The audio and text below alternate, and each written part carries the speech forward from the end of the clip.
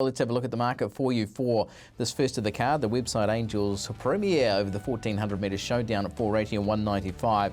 Good seconds in the last couple. River Run at 550 and 215. That's the tip from the bookie. Stephen Hunt as well. Peace Train at $6 and Leaf at 7 and 250. Stephen, we'll get back to you. How's the market shaping for the first?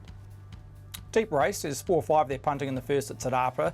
And knowing that it's a good turnover race, being money back to Aiden, note punters on the first 2 races at Te Rapa, but they're pretty keen on showdown from that ace draw. It's had 2 runs this time in for 2 bridesmaids, and from that barrier 1 should get a gun run with Troy Harris. Big day for Troy. Opened at $6 in that third line of betting during the week. It now sits at that top line at 4.8. River Run opened at 5, got as high as 5.5, remains that price, but definitely not friendless in the last 24 hours, River Run. Peace Train, who opened at equal favourite at $5, has been a notable drifter out to $6 on the back of what was a very good win a few weeks back at Te Rapa. A couple in the middle market, one of them being Jewel of Patch, 11 into 10, well spec'd in the last hour or so. Are You Savvy's gone the other way, Aiden, drifted notably, $9.50 out to $12, and not surprising, hard horse to catch, can be quite in and out. Are You Savvy for Chris Wood. A couple they are specking, Iron Eagle, a lot of customers believe it can outrun its current price, opened at 15, now trading at 14, and Al Coolio, if you want one right outside the circle, opened at $41, is now trading at 26, a big drop in grade, contesting weight for age last start and behind Sapira. Okay, in association with formpro.co.nz, we have a look at a speed map for the first of the card. Not a lot of speed. I thought Iron Eagle, like the speed map shows, is probably the main factor in this, Brendan, but it'll be interesting. And what could be muddling run, this? I found this race a tricky one with the tempo. Yes, Showdown's got the barrier draw to be able to take a spot behind something else, which then gives that runner an almighty big chance to win the race. Showdown off the back of those 2 recent runs. I'd be interested to see what Jewel of Patch might be able to do from a better draw. I wonder if they can be positive there. A horse who does drop back from 72 to 65 with a couple of kilos off and is fresh up. So I lobbed with him. He's sort of that 11s into 10s price. I was happy to have a spec on him in the first race, number 1 in Jewel of Patch, because he's shown enough at the times that he has been able to perform. I do like the 3 and the 6. I think they're big danger. Showdown running number 3 with a good gate. The 6 River Run. I've always liked this horse. He won a maiden race last season, and he actually beat Hyam Nikita in that particular race, who then went on to win a further 4 races throughout the season. So I've got him in the mix off the back of a good trial recently out of Cambridge, and then the 5 in Peace Train. 1, 3, 6 and 5 back in the 1 each way. Okay, I'm going against the market. I've got St. Lee Way on top. I thought the horse is just knocking on the door. $15 is a really nice price. On to the second, 2-year-olds in action in the Winkwood Grange Premier. American Princess at $2.90 and $1.30 comes out on top of Jamison's Tipple at $4.20 and $1.40 according to the market. $5 for Lion Eyes, $6.50 for Tokorangi, and $7.50 around Tell Me Something Boy, who was okay on debut too. Stephen, what's the market telling us? Always important to follow the money in these juvenile races early part of the season, or early part of, pre-Christmas anyway, and it's number 5. They're very keen on an American Princess for the Baker Forsman stable. Danielle Johnson does the riding here on the back of winning a trial, and you look at the Dam Steel Rose by Guillotine. She won at Wakefield and ran second to Matamata Breeders, so it does have some form around the Dam side to be up and a go. 2-year-old does American Princess, so no surprise that they are backing this individual. In fact, holds around about 60% of total turnover, so $2.90 might not be where it stops. It could even come in from that price. Jamison's Tipple, well supported, not friendless in that second line of betting, also brings winning trial form at 4.2. And a couple they have spec'd, and they do love race day experience, punters, and that can be a winning formula in these juvenile races. Tell Me Something Boy has been rock solid, even though it's gone out of turn 7 to 7.50, and also Tango Love. Look, the stable respected this horse enough to contest in black type company and behind Unition on debut. Just keep an eye on that current price, trading at $21 off a peak of 26. Yeah, it was a trial winner before racing as well. Brendan, we get to you, and what's a tricky race? Are you keen on the race day form, or some of these first starters who probably are better backed in the market as well? Yeah, I do like the 2 trialists. I'm going to go with the second favourite, actually, over the favourite. Let's have a look at, first of all, in Jamison's Tipple, who did trial up out of Te Araha. I like how the horse was very professional when winning this particular trial. Was able to jump, hug the rail, and was nice down the lane. And you sort of got the feeling that there was a lot more to offer as well. if this horse wanted to be really released, the son of Charm Spirit. So I like his chances, and what we've seen here is he's been able to jump and run. So he's got an inside gate here today to try and do something very similar. So I was taken by how he's won this. We are going to show you American Princess as well, and roll into her trial. She's a daughter of Jimmy Shue. Now this was a trial that was on her home track. She was in fourth position, fourth or fifth spot, and she was able to pick up the leader and do it quite stylishly as well, and like how that she's really gathered the leader in and gone through the line. So hence why we see this horse fairly solid in the market with a good barrier draw as well in barrier number 3. So I was torn between the 2 and the 5, the 5 and the 2. I went with the 2 with the better gate with what I saw from his trial, the Jamison's Tipple runner for Stephen Ortridge and Craig Grills. Outside of that, Tokorangi, runner number 8. I didn't mind her trial. She was in a third spot, sort of trailing pocket.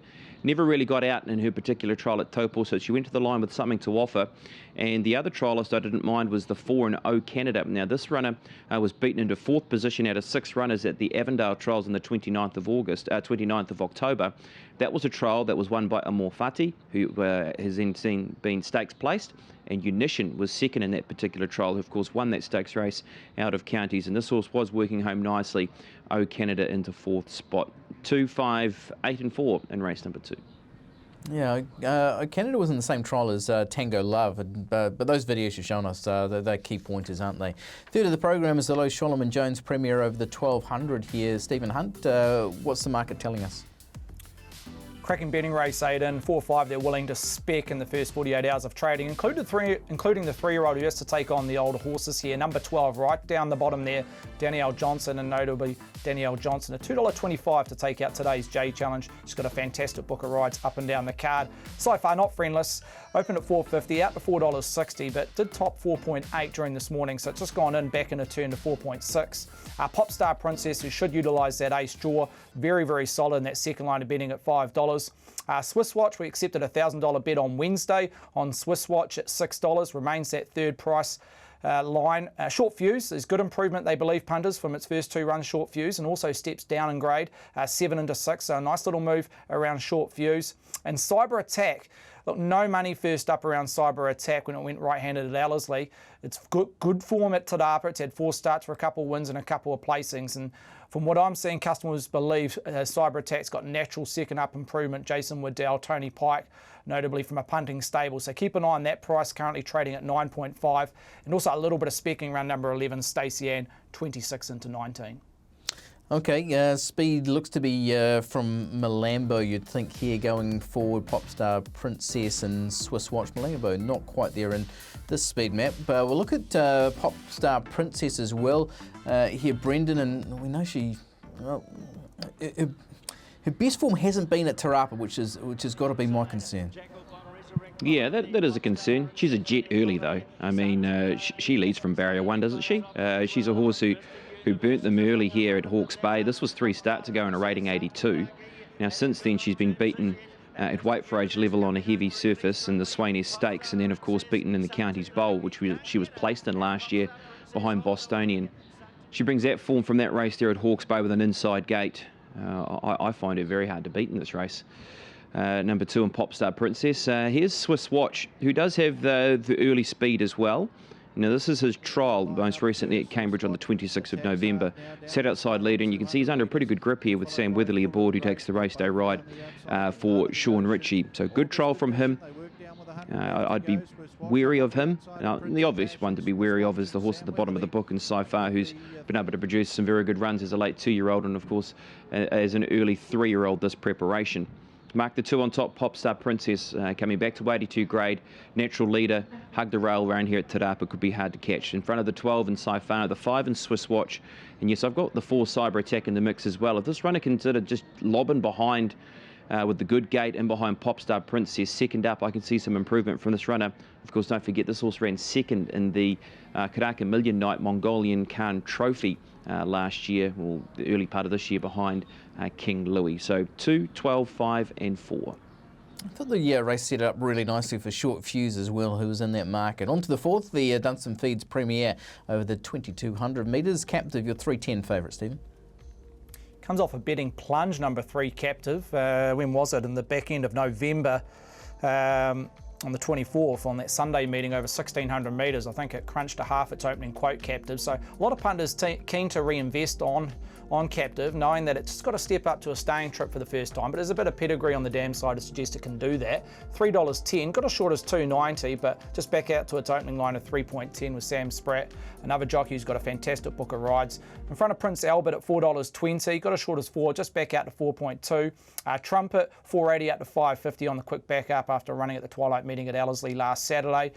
And I found one here in the middle market, number 8, Los Angeles. The Carters have had this horse now since I think the early part of June, July, and that's had 3 starts underneath their care, and it's a bit of sense of timing around Los Angeles. It used to be with the Gibbs Bradley team over a staying trip for the first time in this preparation. There was one horse in the middle market in these undergrade kind of races, the undercard races. It would be Los Angeles that stands out for us in Petonia, that we've been keeping a very close eye on in the last day or so. Opened at 17, trading at 16, so not a decent fluctuation around this horse, but as it stands, we're holding a nice little liability in a race that just lacks a little bit of turnover thus far. The midnight shift and take it out the main speed in the race. Brendan, how do you assess this fourth?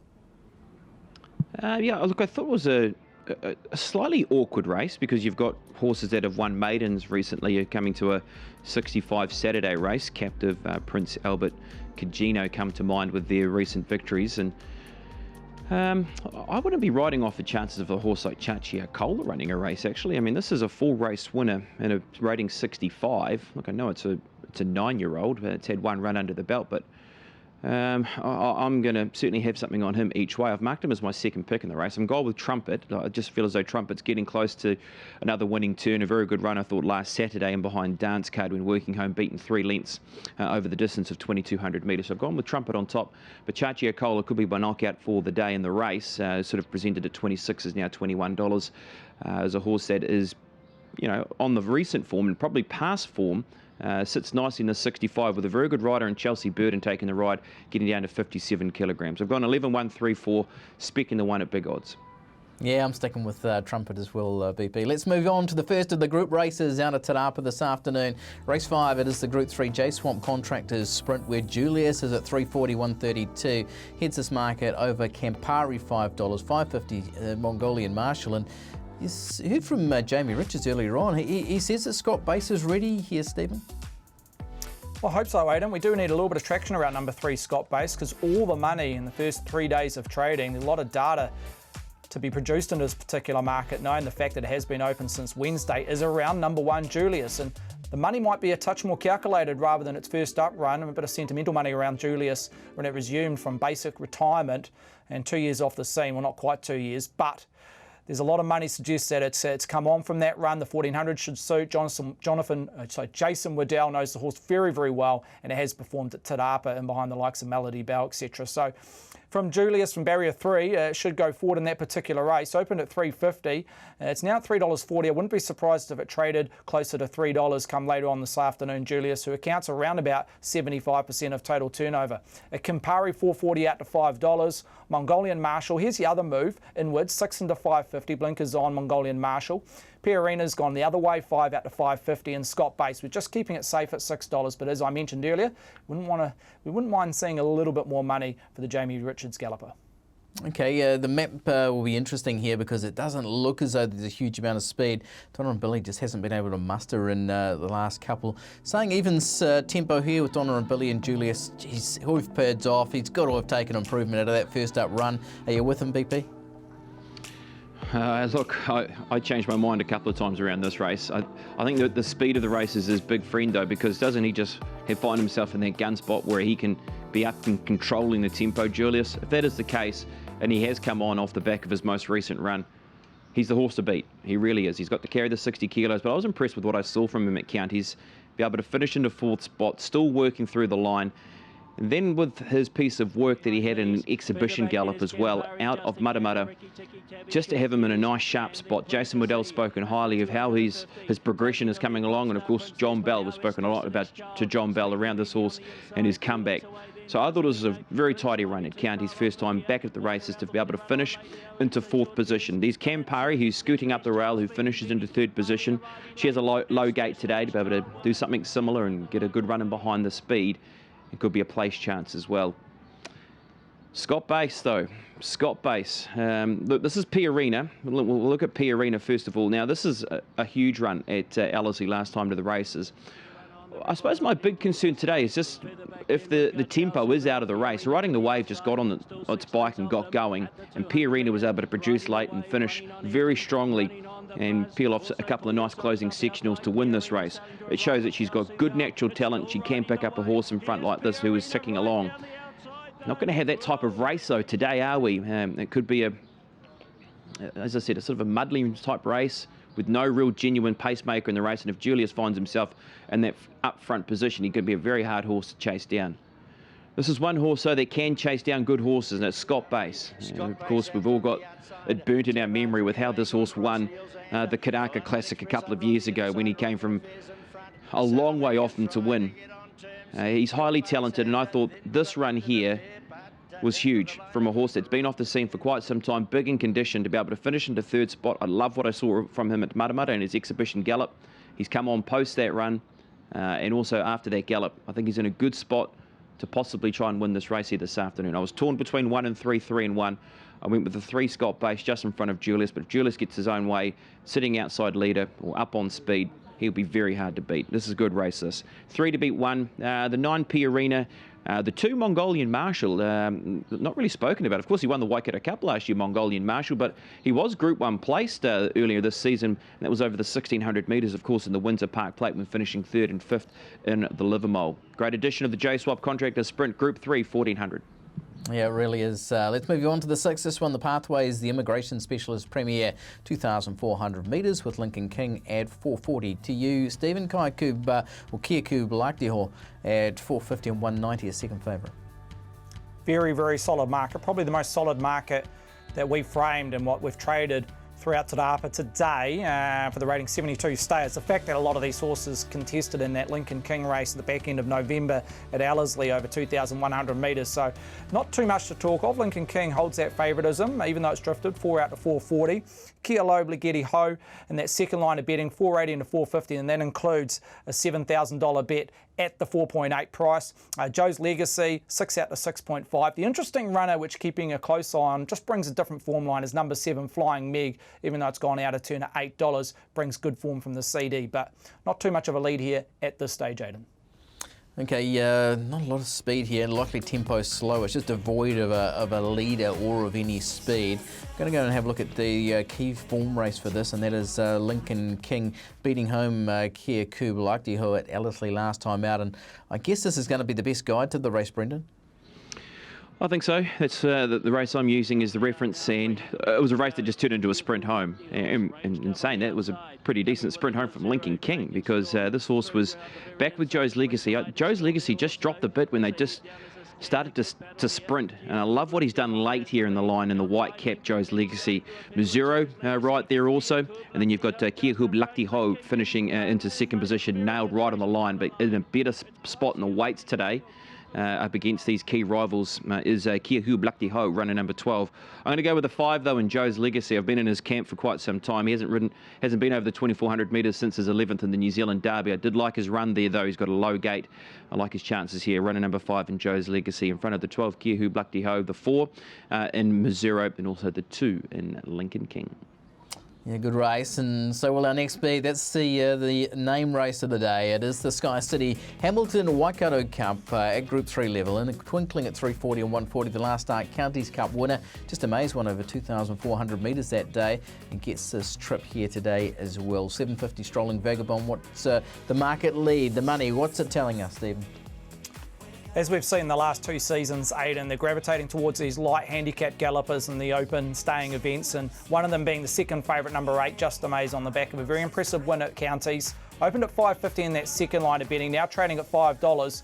You compare it to In a Twinkling, holds 4 times more money than In a Twinkling right now at the late stage of the morning. In a twinkling, 330 out to 340 on the back of the good support around Justin Mays.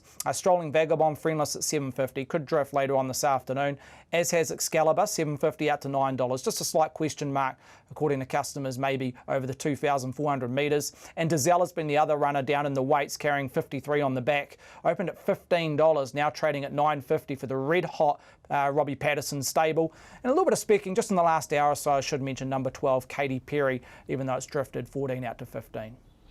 Okay, interested to get the look at the speed map and also Brendan Popplewell's thoughts here. Looks like I think Justin Mays will be the leader. We heard that from Sam Spratt, so I think we just got to take that as read that the horse will be leading in this race, and in a twinkling will be very much close up. I can tell you, BP, one horse you won't want winning this race, Gorbachev. Apparently so, that's what I've heard. But got him in my numbers. I think he's a grand chance, Aidan, so let's hope he does run a super race. He was the Wellington Cup winner, of course, and placed in the New Zealand Cup when last presented to the races. I do like Justin Mays. I'm taken by the tactics as well, because that's the key to this race for him, isn't it? Going forward, I mean, what an enormous win by this runner last time out at Counties. Just kept on running. Up front, tackled the horse who was... These two just went out a mile down the back, and he just kept on giving to Justin Mays. Big victory by this horse when ridden by Taiki Yanagita. Sam Spratt takes the ride here this afternoon on the local track. I'm happy to spec away at his price where he was sitting at that sort of 5.5 mark. Here I'm sure you're thinking, well, the swoopers are going to come straight on by here. You had also Katy Perry in this race who finished into third position. But this horse just kept on fighting all the way down the straight. You've also got Lady Shabil, who finishes into second position. Did grab some black type when presented for start to go in the Matamata Cup as well to this runner. And we also see here Excalibur, who finishes into fifth position. I just love how he just kicks in and finds a little bit more, and a bit more again to Justin Mays. I'm with him on top. Dizella. Now this horse, do you have to be impressed with what Dizella's done in the Central Districts? And watch how Dizella just picks him up and just drops him here. Wins by 2 lengths going away. Robbie Patterson is in amazing training form at the moment and beats home Maseto, who is a race rival here on this occasion. When beaten out of Altaki was Maseto. She's just in the right spot. She gets in the right place with the weights to be able to tackle a race like the Waikato Cup. Good on them for rolling the dice. She's looking for 4 on in. I think she can run a big race, the 9 runner in Dizella. I've got her as my second selection in the race. I went with Justin Mays on top for local trainer David Green in front of the 9 Dizella. The 1 in a twinkling, the Counties Cup winner, and also runner number 4 in Gorbachev. 8, 9, 1 and 4 in race number 7, Aidan. Yeah, and to add some context there, yeah, I've made 50 units on Gorbachev as part of the bank bets on the first call, and if that horse gets home, can beat BP again, so that's the little to and fro there. Group 2 Kalamazoo Stakes next to go. It is the feature from Te Rapa this afternoon, and Yearn at $2.90 and $1.32. Comes up favourite ahead of Queen of Diamonds and Pin Me Down at $6. Stephen, what's the lead? Very, very keen on you, and as I mentioned at the top of the show, best bet runner at Te Rapa, Aidan, has been right since betting commenced on Wednesday when we accepted a $1,500 bet at the opening price of $3.20. It's traded $2.90 for a good 24 hours or so, but gee, I wouldn't be surprised if it started close to $2.50, $2.60 from the weight of money I'm seeing on you and v the opposition. So clearly the best back runner and the pronounced favourite in the Kalamazoo for 2019. Queen of Diamonds, look, opposing the punters, this particular runner, horse that's been best backed in a lot of its races, even as a 3-year-old, but early stages of this preparation. It's quite friendless, 5 out to $6, Queen of Diamonds, even though it's drawn the ace. Pin Me Down, well supported this morning at $6. Inscription's gone the other way, $7.50 out to $8.5. Contessa Vanessa, got as short as $8.50, just back out to its opening line of $9. A couple that have specced in the market, a couple of CD raiders, Gallardo, 13 into 11. Normally you'd say with a rating of, I think it's around about mid-80s, it'd be well found in a weight for age race. But you take Yearn out, and it looks to be a glorified rating 85 benchmark. So that's maybe where the punters are coming from, around Gallardo. And Atlanta Peach at $15, very well supported right throughout the week and early stages today. And we know in the Windsor Park Plate, it bet horses of the likes of Cutter Deal and Vigor Winner. So Atlanta Peach bringing some good form line. And if there was a little bit of an upset, number 11, the Real Bill, back from Australia, in foal for Waikato Stud, opened at $51, now trading at $34. Yeah, a race littered with group performers here, Brendan. Speed likely from Contessa Vanessa and Lady Cartel. It is a little bit more open, though, with that tricky barrier draw from Ewan, though, isn't it? It is, yeah, absolutely. Drawing the outside gate is never easy, and no matter what sort of race you're contesting, especially this one, like a high-level Group 2 over 1,600 metres. But what she did do last start, she was able to get that Group 2 in the bin in the Auckland Thoroughbred Breeders, and she impressed with how she did it. She was able to chase down a previous Group 1 winner from last season that been media sensation. So everything about this win and the progression from 14 to 1,600 metres, you would say yes to all of those things about her going a big race in the Kalai Zuzu Stakes here this afternoon out of Te Rapa. She's won here at this venue before, so look, there's no issues with that. It was a big run, and she's got to be the horse to beat. She has to be, even though she's got the wide gate to contend with.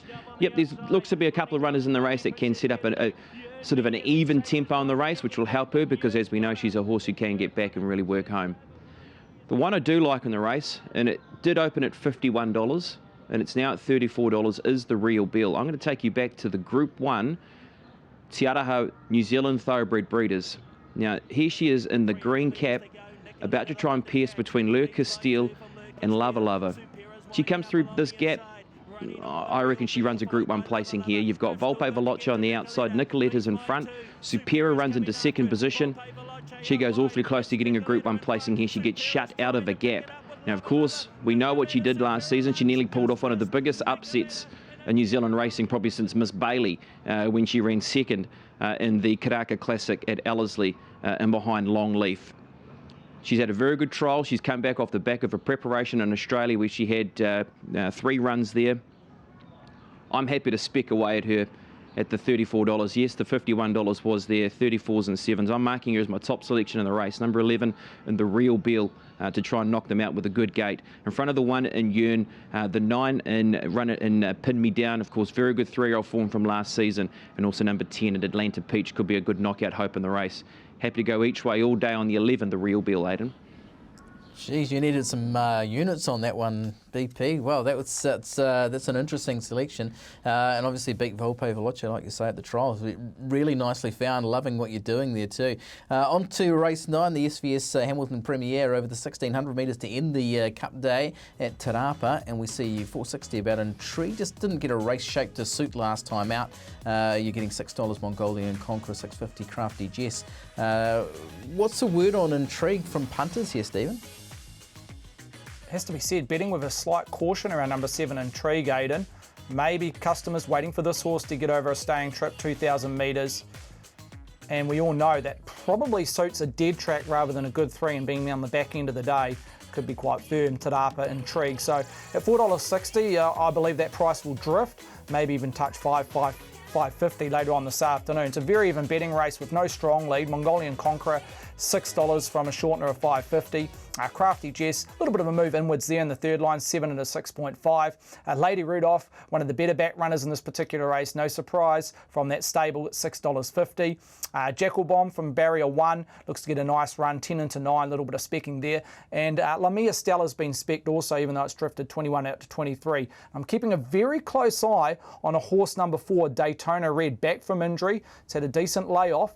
There's been some very good money in some of our feature cup races, notably the Auckland Cup in the early part of March. So I'm very interested to see how this horse does go today, Daytona Red, on the back of a very good trial. So even though 1,600 short of its best, I'll be keeping a little close eye on that particular runner going forward. Okay, let's have a look at the speed map for the last and get Brendan Popwell's thoughts. Jackal Bomb, Langkawi, no loitering going forward. Difficult race, I've found. Yeah, it is. What happens with Mongolian Conqueror today? I'm sort of thinking today maybe with blinkers on could run a big race. Chelsea Bird on the board, down to 57.5 kilograms. Intrigue, I'm not sure what to do with Intrigue. I think we all know she's got all stacks of ability. She got back at Ellerslie, of course, and behind the mitigator, and she never found it all, but happy to give her another chance. I've got her in my numbers. I went with the one on top, Mongolian Conqueror, but certainly not. It's a race where I think we're going to need a few in the late quaddie. In front of the 8 in Crafty Jess, I thought was unlucky. Good gate today. The 10 in Lady Rudolph, as we saw here 2 starts ago, was very impressive with how the horse found a gap to win. And the 7 Intrigue as well as my 4th selection. So 1, 8, 10 and 7 as my 4 numbers in the last of the day. Let's go through a strategy for you and have a look how we can go about spending this $100 here today. Best bet, first of all, I'm going to go to Popstar Princess in race number 3. I just thought she had a really good gate to be able to jump and run and take out race number 3 on a day where it was a little bit hard to try and find one to really single out. Value bet, I'm going to race number 8, and the Real Beal is my value bet here this afternoon. 51s into 34s. I thought she was just an over at the price and happy to spec her all day at the $34. Not to say that Yoon can't win the race because it was very good at counties, but just thought there was a price there around the 11 in the Real Beal, and they were the suggested bets. They were all there on screen, Aidan. That's us. We'll catch you at about 12:15.